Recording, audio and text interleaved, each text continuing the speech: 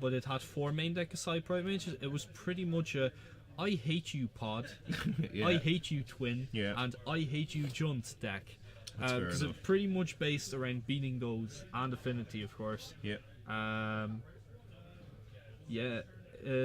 But little kid junk, I don't get it. It's a bit strange, alright. It's kind of counterproductive. Yeah. Because you play the biggest guys in the format. A lot of big guys. And On Wiltleaf camera Leech makes yesterday, everything much bigger. we had a game 1 triple Wiltleaf Leech swinging into someone. Nice. Yeah. Those guys are all 8/8. That's nice. That's pretty sweet. Wouldn't be my cup of tea now. Big things. Not exactly my cup of tea. I'm not really a big creature fan, but you know, whatever. If there's a birthing pod in the deck, I'm fine, because then I can throw my big things away and go find other big things. And You're going to tasty try and make little it work combos. in Legacy. No. I told you, no fun for anyone. I'm playing Miracles. You're not allowed to have any fun. You So- already played one of those decks as non-fun. What was it? Esper? Deathblade? Ah, it's not so non-fun. There's plenty of interaction in there. You go and you play some guys, you interact on the board. You get into creature combat here and there, you know. Sometimes I go to creature combat. I'm not completely, you know, afraid of the red zone or anything, but What? This is like True Name Nemesis and Dealing Clique? Is that what it plays? Creature-wise? oh yeah, I played some True Name Nemesis. He didn't really interact in combat all that well. He kind of just ignored combat to a large extent. You kind of turn him sideways and pinged him for 3 is more so what he does. Yeah, so he's a lightning bolt. He's kind of like a tap lightning ball target player, yeah. Yeah. Which is fine. Golgari Charm was a good card. Yep. Still a good card. Yeah. Just it was better. Yep. True Name doesn't see as much play as it did. Well, no. Good creature design there from Wizards of the Coast, True Name Nemesis. Just Yeah. yeah. They really tested that one. They knew what they were doing when they printed that card. Anyway, that's for sure. Anyway, Just like Treasure Cruise. yeah, Treasure Cruise. Yeah, Treasure Cruise. Not a mistake at all. They only had to ban it in every single format. But anyway, here we are, round 4. Fergus Looney on the right hand side wearing the Gamers World shirt. Manager here in Gamers World, of course. Getting back into playing a lot more Magic than he has over the last couple of months and even years. So I'm sure it's he's enjoying that. Our other employee here, Andy. He has been picking up all the Magic events. Currently also training to be a judge to Is he help out really? more. Yeah, Nice, very nice. it's very good. Cool. So He's going to get play against Diogo, who played in round 1. mono red. So this could either be over very fast, or we can see a lot of zombies. I really hope we see a lot of zombies because Sidisi is cool. She's a snake. Or he's a naga, so it's not. Yeah, it's a snake. It's fine. I'm fine snake, with fish, whatever. I'm building Sidisi EDH deck at the moment. It's a DC EDH Yeah, deck. I don't really like EDH, but I thought Sidisi would be kind of cool. Some of my friends want to play. Every now and then we play a few games. So Zombie Tribal. I'm really regretting not building Snake Tribal now. Oh yeah. But then you'd have to get loads of Kamigawa cards, and you know. Yeah, and she's not actually a snake. And not she a makes snake. zombies, not snakes. Exactly. So, it So wouldn't- zombie tribal is definitely the way to go. not great deck building there, it wouldn't have been. But it would have been cool. Yeah. And that's all that matters after all. Yeah. I don't know. EDH is such a personal format for me. It mostly consists of not having fun. Yeah, that's kind of my opinion on the on the thing. It's, There's a lot of sitting I around. I tend to build decks that do a whole lot of nothing, and the moment they start to do something, you're dead. Someone casts a rat, and everything dies. Oh no, not even that. I mean, I played Mono White Angels with all the Wrath effects that White had, except for Armageddon, because land destruction is just Yep. one of those no-nos for Yep. me. But yeah. Sounds like fun. Lots of rats. Just But, exactly you know, what I want to play then I against. just considered why not dragons, and now I have a 5-color Scion of the Dragon deck. That sounds like fun. Yeah, it That's not a doesn't. combo deck or anything like that, no? I don't play Molten Steel Dragon or Skittles Okay. because I'm going to fall over the name of the actual card. Skitterix the Blight Dragon. That girl. Skitterix the Blight Dragon was kind of nuts. That thing is just crazy. It's 5 mana 4/4 with Infect. Yeah, that's just like basically a 5-mana 8/8 flyer, and you can like regenerate it or something like that, or give it haste. It's give a it silly haste. card. Yeah, that thing was crazy.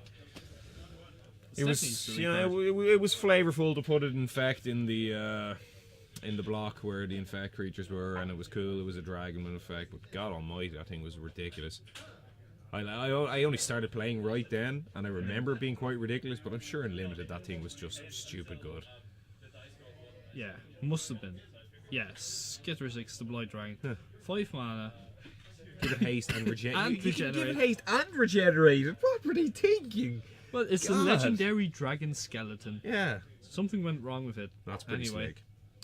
Legendary dragon skeleton. That is pretty slick. That's second only to vampiric dragon, the vampire dragon. Yeah, That's a dragon right there. that's a cool card. Yeah. Not my favorite dragon. Favorite dragon will always be Dragon Mage.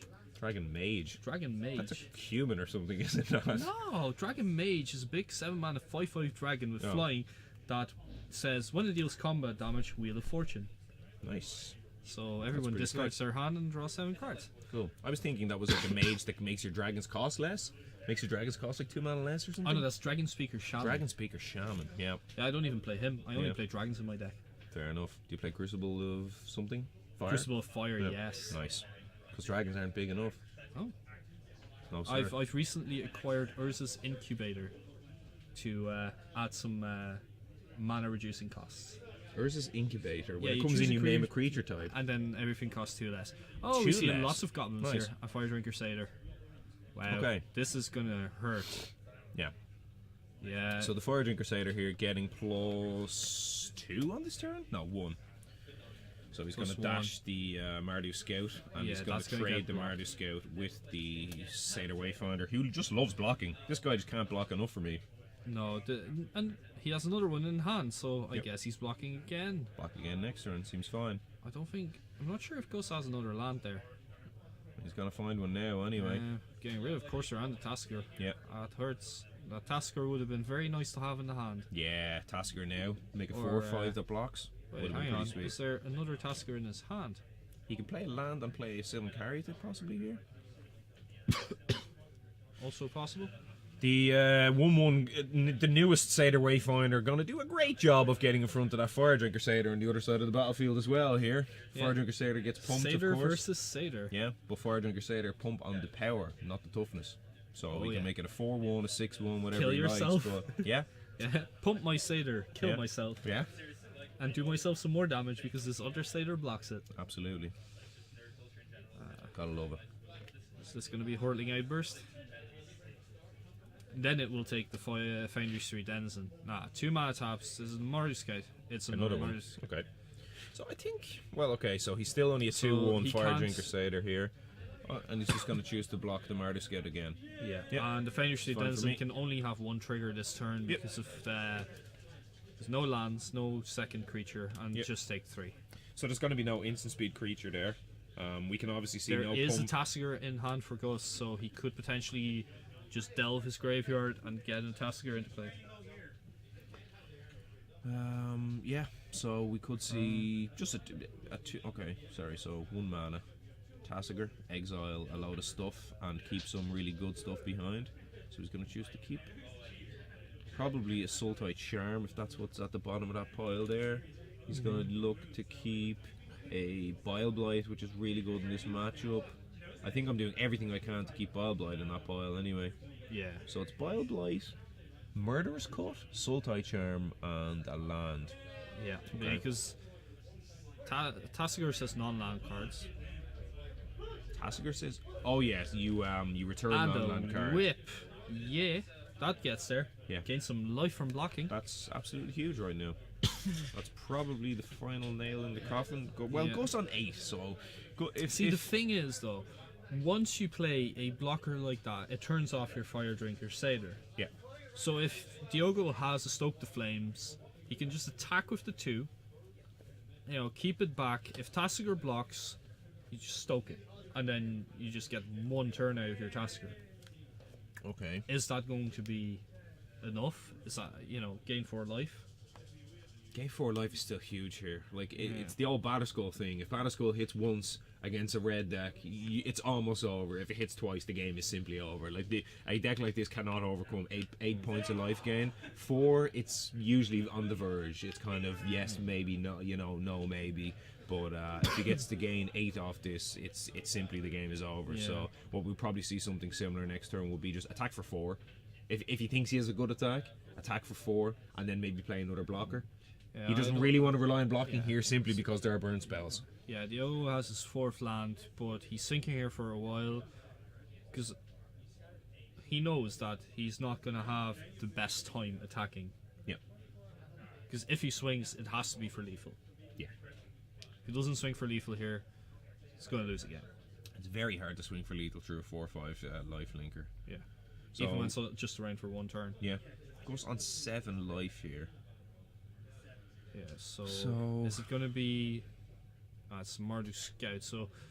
Well, I was going to say, maybe Heel Cutter, make sure Tasker can't block. That would be interesting. I would have really liked to see the tap 2 lightning strike you, tap my 3 guys and tap a land, stoke the flames you. Just take ages, just think about it, really go into the tank and then come out of the tank with kill you while you're tapped out. I think Slow he roll. just...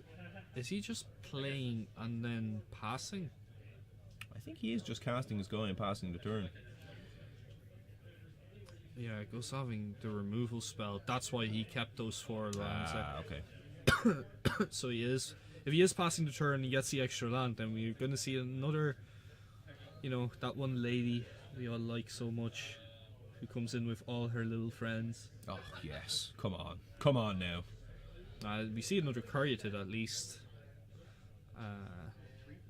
But no land there. No land, so he can pay 4 and he can activate his Tassiger. He can flip over 2 cards and hopefully return a Murderous Cut, but at that point he wouldn't actually have enough to... Actually, would he? He'd have 1, 2, plus 2 more in the bin. He'd only have a total of 4 for the Murderous Cut. He doesn't actually have enough. Having to pay 2 mana for that Marduk Scout to get an extra creature out. I think I would have liked Marduk Scout and attack you with everything a bit more. Because, you know, you're going to be aggressive. And here he's just going to let the attack pass. There's going to be another blocker. Gus just has to see that he survives with having enough mana on the field to be able to cast that Hornet Queen. Yep. It's very hard for Diogo to block here. I mean, he can't really win this game getting into combat, either chumping or taking a 2 or 3 for 1 just to block the Tassiger. So yeah, Wow, he actually has a Stoke the Flames. So that was that the life thing, yeah, that was what you mentioned last turn. Was it worth attacking and Stoke the Flames on the Tassiger? Yeah. So he tried I think it potentially was, because that kind of shuts off your Tasker as a blocker. But then, you know, you still get damage in, and if you draw another burn spell, then it's definitely over. Yeah. Or, well, definitely you still gain that 4 life, but there is some damage dealt.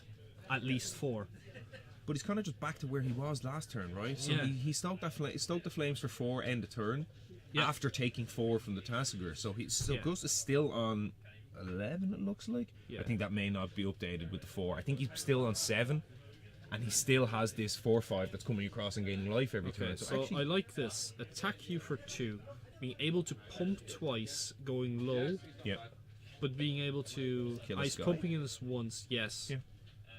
I think he wants to keep Gus off 7 mana 1, 2, 3, 4, 5, 6, 7. for activate Tassiger, yeah. Sidisi and Orborg.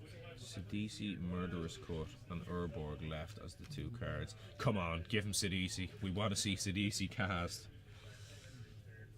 Sidisi being cast, obviously very good. What you don't want to see here is him getting back another removal spell. Jazzy, that was you sending me those flares and chocolates, was it? Thought I had a real secret admirer. It's kind of awkward. Kind of disappointing, really. Well, there we go. Anyway. So, he got the Murderous Cut. Okay.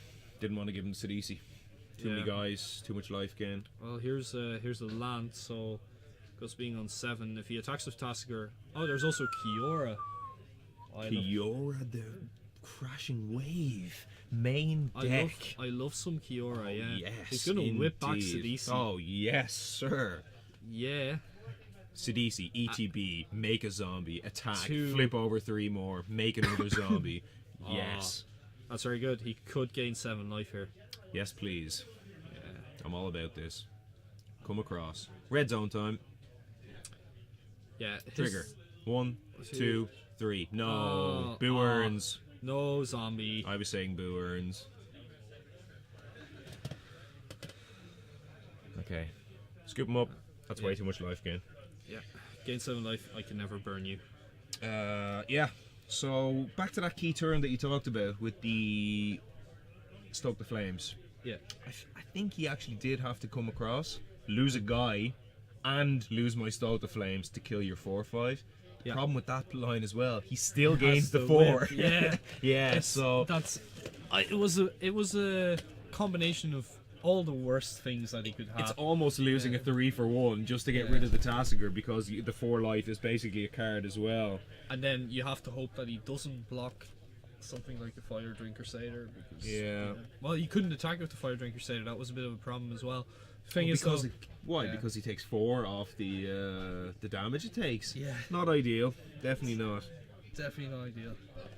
I don't know. That was a really tight squeeze. Like, these Whip of Ereboses are so good against the mono red decks, and actually, I think this is a favourable matchup for mono red. I think It is. there are some certain cards on the other side of the battlefield that are, of course, the Whip of Erebos is completely crippling, but generally they're quite slow. Sidisi, 4 mana, make it 3/3, maybe not, make it 2/2. A lot of times that type of play can be very slow. The likes of your Hornet Queens, that type of thing can be very slow.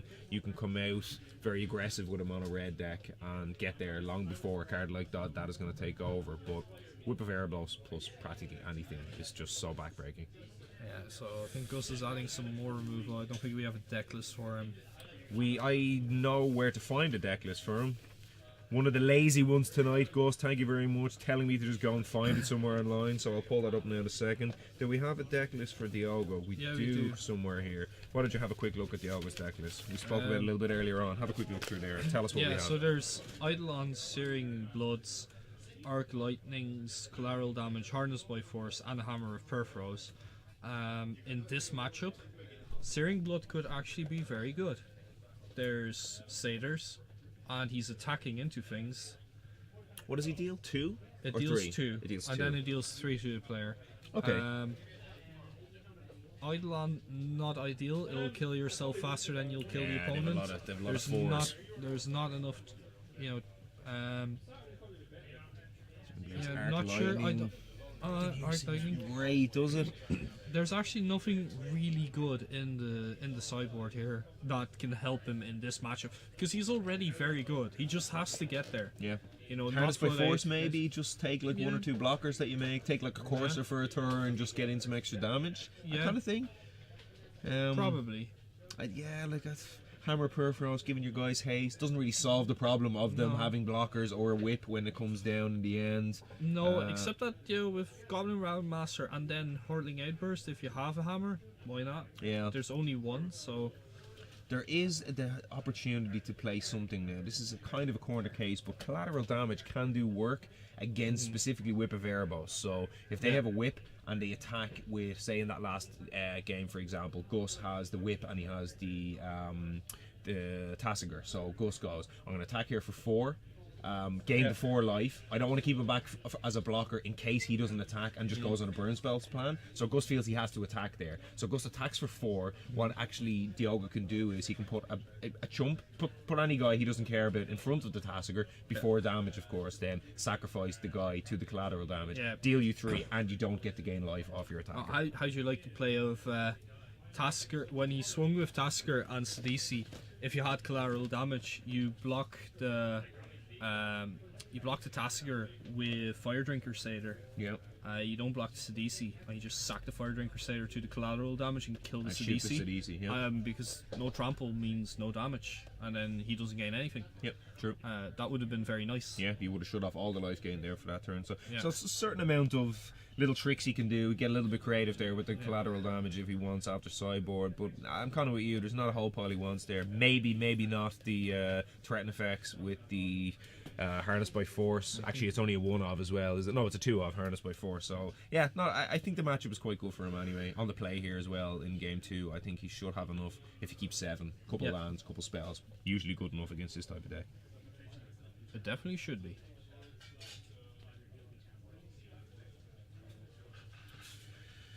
Alrighty, so 1-0 here for Fergus Looney. This is round 4, of course, of the night. So we're seeing 2-1 decks here, folks. Before we saw Graham Fillets, we've seen him twice tonight. He was 3-0 coming into this round. May have been the only 3-0.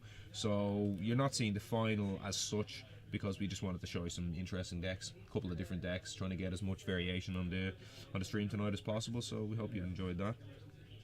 Yep. we'll see how this match goes. We might have another one for you after this one. If this finishes fast enough. Maybe grab the backup feature match, maybe get a game 3 or something from a backup feature match. So we'll let you know, of course, if that does become irrelevant. For now, though, players shuffling up. We'll be moving on to game 2 here very shortly. Diogo will be on the play. Mono red decks very rarely choose to draw. Very rarely, if ever, choose to draw. Yeah, I don't think drawing extra cards is where you want to be as a red deck. I can't think of a single matchup where you'd ever want to do that. With a mono red deck specifically. Like in the mirror, you just don't want to be slower than them. You need to be able to cast your spells on time. Extra burn spell doesn't really matter. Generally, the tempo matters quite a lot in those mono red matchups. In modern, anyway, especially we saw on the Pro Tour a lot of times. You know, just that one turn where you get the lightning helix one turn earlier, or get your creature attack a little bit earlier with your goblin guys, that kind of thing. This is good. You can find a Shoot Denizen, maybe dash a Mario Skate, or play a Monastery Swift Spear. Eidolon, he did bring in Eidolon. Okay, he brought in Eidolon and the Great Rebel. Okay, this is going to hurt him more than it's going to hurt. Well, this is actually quite a good spot here. Turn 2 Eidolon on the play is quite good here, because Gus is going to rely on casting the likes of a Sylvan Caryatid, the Satyr Wayfinder, that type of thing. If he's going to rely on casting 3... Actually, Eidolon is 3 or less?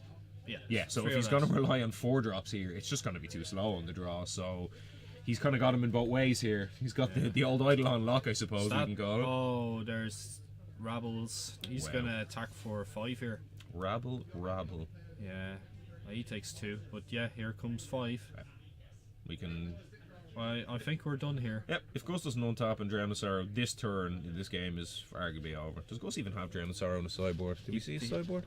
No, but... Oh, sorry, I have his... We don't even know if you placed that version. Yeah, so he said it was very close to he has to downfall and take 2. Take 2. So he took 2, yeah, put him to 18, took 5, puts to 12. He's on 10.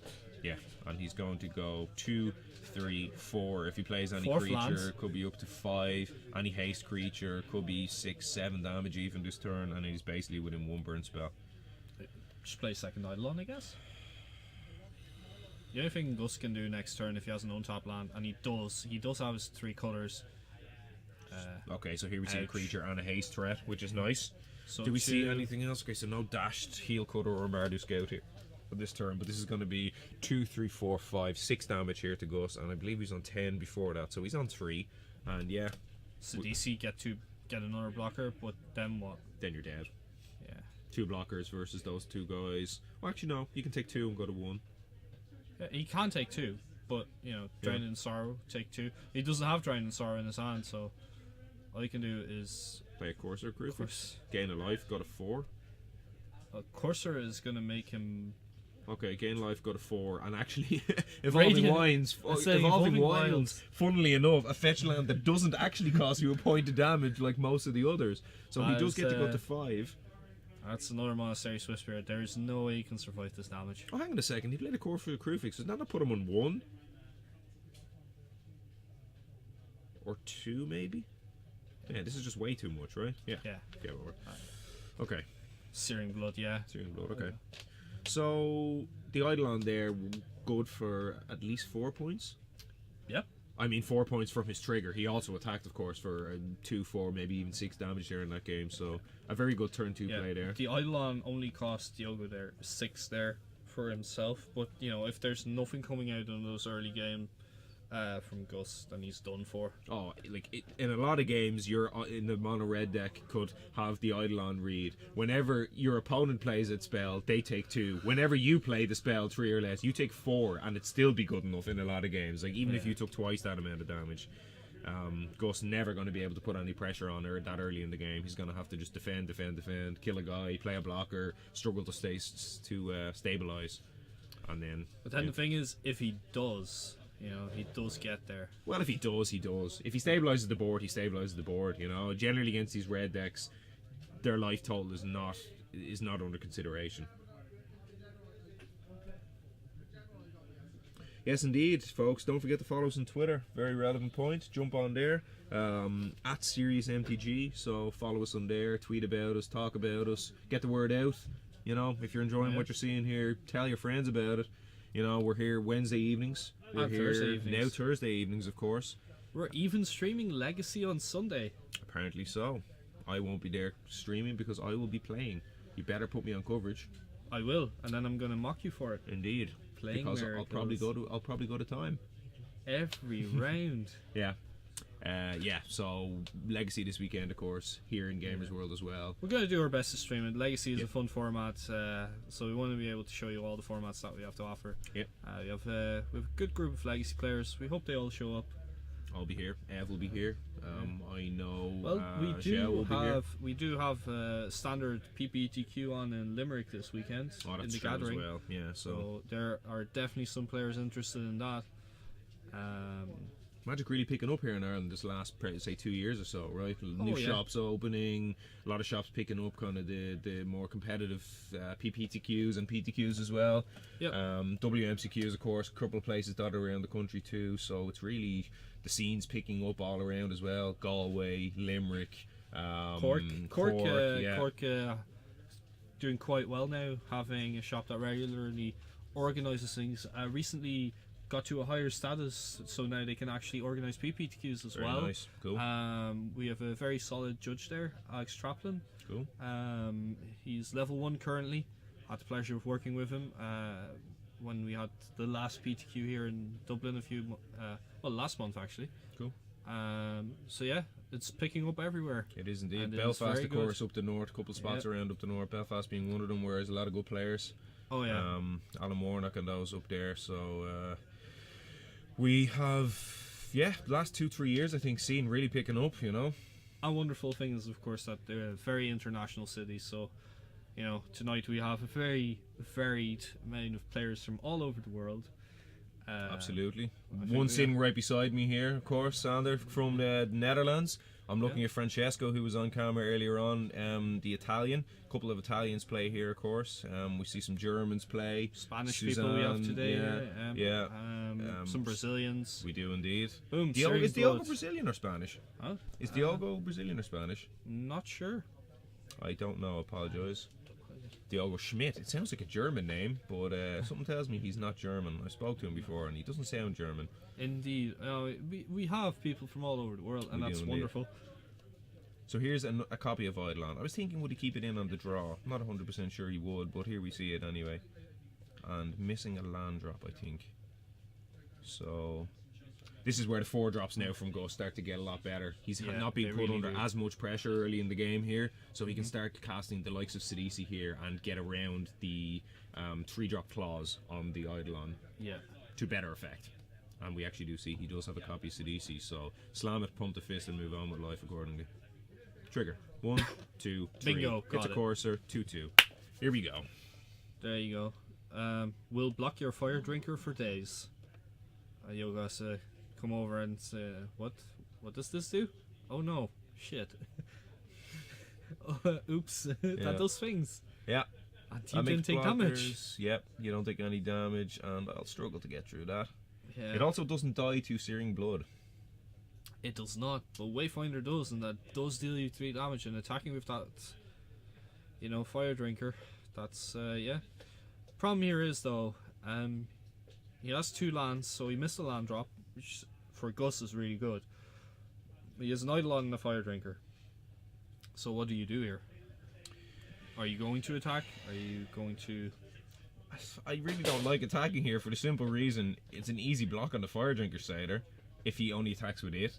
If he attacks with both, you can, depending on the flavour of your hand, you can block the Eidolon, or you can maybe keep on the offensive with your Sidisi and force him to take a lot of damage off his own Eidolon, which is something you brought up before. Yeah. So I really feel like he's getting squeezed from both ways. Yeah, we have Sidisi flipping over 3 lands. Is he going to negate? Full art negate. Take 2. One of the few full arts I actually like the artwork of. It looks pretty slick. Yeah. I always thought that would look cool on Force of Will. The kind of fire on the Force of Will. Like you've seen, the judge award kind of block fire Force of Will. I don't really like that. I think it looks kind of too cartoony, but for whatever reason I think that's a really cool looking. It's like Jace walking under the flames. It looks pretty slick. Okay, Heel Cutter is a good play there. So Zombie can block. Jer, drafting on camera, we'd love to get you on, old boy.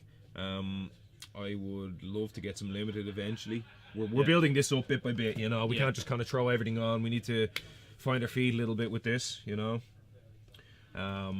Trying to build up the viewer base as well, of course, get people involved, get people enjoying what we're doing and getting the word out. So eventually I think we're going to start looking at getting the different formats on. More modern and standard for now at least, and then limited in the future for sure. Yeah, we're really happy with how this is building up. Me being mostly just helping out with carrying the stuff in and building up the equipment. I was asked this week because one of our other commentators, Eamon, is playing and Will is currently otherwise involved. So I said, no, well, you know, I'll give it a shot. And luckily I have Dan here to help me through this. Yeah, it's been a lot of fun, man. I really enjoyed it. So yeah, it's a lot of fun, and we're going to try to do as many events as we can bring to you. So that's the thing.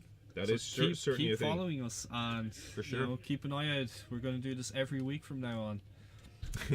When I saw the Twitter account set up from Alex there a while back, I jumped on the Twitter page like the first day, like the first hour or something like that. Did you hear about this? I just jumped straight on the Twitter account and it was like followers. I don't use Twitter, so I don't know how it works, but I saw like followers, whatever, like 2 or whatever. It was just set up. But then I saw like following, and it was like 100 plus or something. And I go on, I start scrolling down through all the following, and it's like all these names. It's like Lewis Scott Vargas, like all the pro players, all these guys, SCG, like Cedric Phillips, Patrick Sullivan. Like, oh my god, all these guys like this page already. This is so awesome. And I was going around telling people, I was like, have you seen the new page? Everyone loves our page. And it turns out no, they were the page. They were the guys who we were following rather than the guys who were following us. And Gus gaining 5 life here, I think, off the Whip of Erebos. Yet again, missing off the CDC, but that's not that bad if you can still gain 5 life. I'm fine with gaining 5 here. Definitely fine with gaining 5. Yeah. Of course, in 2 weeks we have GP Liverpool. We're both attending. Yes, we are both attending that for sure. Are you playing? Or no. judging conference or something? No, there's a judge conference which I always like to follow. If there's any judges following this, you probably know about judge conferences and GPs. They're a lot of fun to go to. You learn a lot, and you get to meet people you haven't met before, or you meet up with friends that you only see at these GPs. For me, it's more of a personal thing to go to Liverpool, visiting some old friends. And True. I want to play in both the modern events because I find my joy in modern. Now that Treasure Cruise is banned. Fair enough. Or playing the standard Super Sunday series. True. You know, Team Ascendancy has to get a good showing sometime. Yep. Very true indeed. Are any of the other judges going over? Ollie or anything? Yeah, Ollie and Mark Ollie's are gonna both be there? going over. I think Jer is going as well. Dave C is going. So we have Niels, one of the other Dutch guys. Niels is coming over to play, but yeah, we have a lot of guys going over to play, and true. Can definitely organise some cubes and. Well, Mark and Ollie are gone. It's a pity, I suppose. We can still have fun anyway, regardless. Oh, yes. But, well, I'm staying with Mark and Ollie, so I get to see that side from how you prepare for a tournament. Yeah. And Ivan as well. Ivan plays FNMs frequently here. Sorry if we mispronounce it if you're listening, Ivan, but that's not an easy name to pronounce.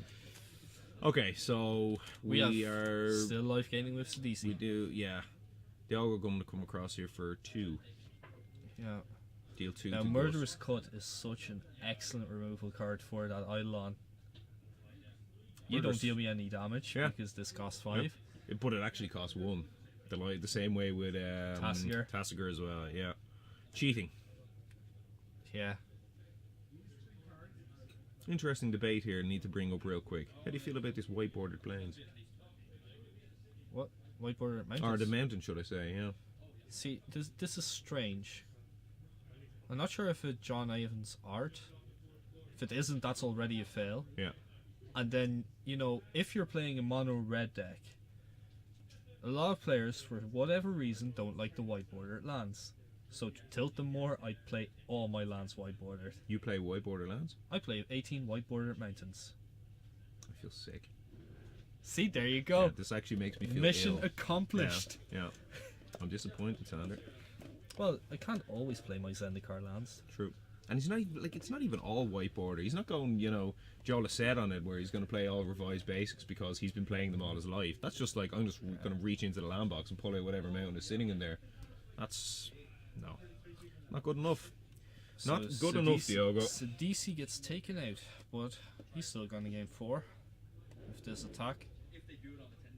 And then the next turn, it's going to be probably we're going to see Sidisi being whipped back. Yeah, most likely. What we saw in game 2. So taking out the Sidisi before combat, of course, before he gets to attack and make a trigger, make another token. So the trigger with Sidisi, when it attacks or when it enters the battlefield, do the trigger of mill over 3, and then you also have then a second part of the text box. So how does that work? Why don't you go through that a little bit? With what? With the Sidisi, how the trigger works with the triggering of the milling and also the triggering of hitting the tokens as well. So it's 2 triggers, right? So when you attack or when you enter the battlefield, you trigger. She has 2 triggers. Yeah, she also has then whenever a creature enters from your library into your graveyard, you also make a zombie. Yeah. So when you cast the Sidisi with the trigger on the stack of the flipping over the 3 cards, you can actually kill the creature, and then they don't gain a zombie. Do you know what's even more fun? In response to the Sidisi trigger, just Jeskai charming her on top of the library. You mill herself and you don't get anything. That's pretty good. Oh god, I like that. That's really good. Yeah, magic. Nice. Magic is fun. Yeah, that is pretty good, man. Fan of that one. I was thinking what could be better than killing Sidisi with the trigger on the stack, but that's that's way better. That's so tilting. Yeah. Can't do anything. That's so tilting. Oh, second whiteboarder mounted. Come on, Diogo. You're gonna have to do better than this. It's either and then there's some of them have the old frame, some of them have the new frame. Next thing he's gonna play some from the Urza side where you still have to tap red on the card. No, he'll just play like a Zendikar full art land now or something and just really tilt me over the edge. Yeah, what is it? Can't deal with it? Yeah, no, I'm just gonna rage quit if he does that. Rage quit what? You're just sitting here talking. Oh yeah. Rage quit, commentary and go home. If you were playing that Sidisi deck, would you just go home? If you played the full art? No, I get to whip back Sidisi next turn. No way I'm going home. Cannot get away from all that value. Does he survive another turn though? That's the question. Yeah, true. He's on 13 before attacks, it looks like here. So an attack for 2, 3 and possibly pump 1. So 2, 3, 4, 5. You pump by 1 with the void or the fire. If you don't have anything else in hand, then I would definitely pump the Satyr. There's no reason not to. Even when you're on 8, if there's no creatures, the Ghost just draw a second Sidisi. I think he might have had one in hand. Yeah. That's even better if he does have the mana to do it, and he does. This is great because legend rule, right? Yeah. When both Sidisis enter, that's fine. Okay, so what? So he. Yeah. This is the one back from the graveyard. Okay, so trigger once.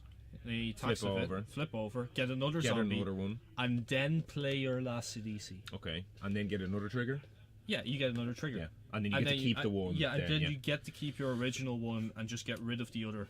You get to keep your new one, I guess. For black, right? Yeah, lose a life, but I gained 3, so it's fine. So the one that got exiled gets sent over. Yes, 3 out of 3. What? Oh hell yeah! This is what I'm going to be like when I play EDH with my Sidisi deck. I'm going to be slamming zombies in the battlefield, making +1 like bad moons and other Would you play like unfair broken reanimation cards as well? Nah, no. That's not fun. Oh no, like I'm a sucker for I'm a prisoner for the themes in EDH. Like if I'm playing EDH, it has to have a theme. There's no non-zombies going in this deck. Actually, there's one. McKay's the Unhallowed. Oh no, that is a zombie. Sorry, he's a human. No, human.